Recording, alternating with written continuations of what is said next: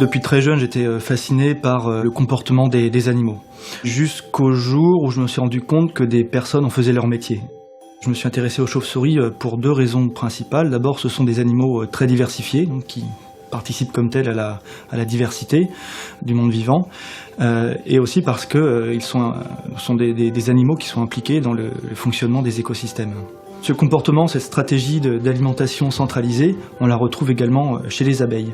Et qui plus est, les abeilles ont aussi un rôle majeur dans le fonctionnement des écosystèmes puisqu'elles vont participer à la pollinisation.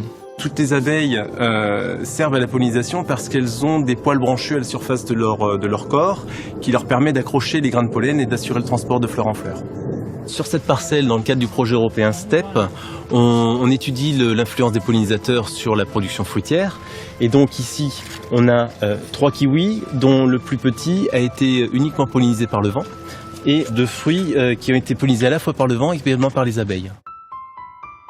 Au laboratoire Abeilles Environnement de l'INRA d'Avignon, on travaille entre autres sur les communautés d'abeilles sauvages. On va devoir les préparer pour détermination, donc en mettant en évidence différentes caractéristiques morphologiques. Une fois identifiées à l'espèce, ces abeilles sont conservées dans des boîtes, soit pour des analyses morphométriques a posteriori, soit pour nous constituer une collection de références qui va nous aider à nous former pour la détermination de ces spécimens.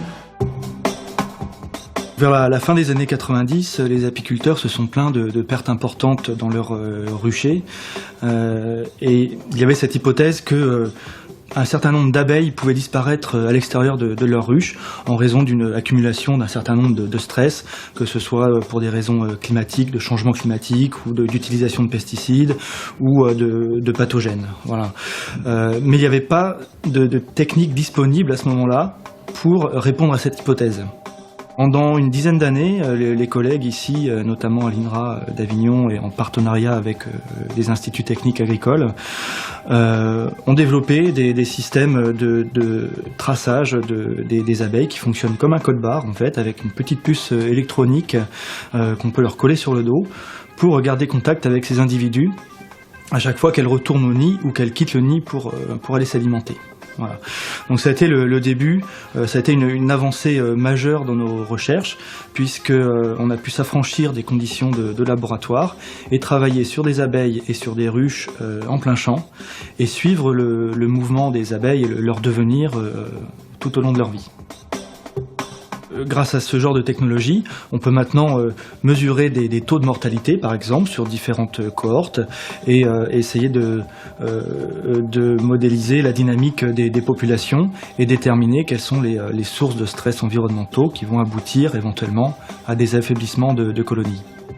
L'étude qu'on a publiée l'année dernière dans Science a eu un fort retentissement au niveau national et international parce que pour la première fois on montrait que même à très faible dose des pesticides pouvaient avoir donc entraîner une mortalité indirecte et avec potentiellement donc des impacts sur la dynamique des colonies.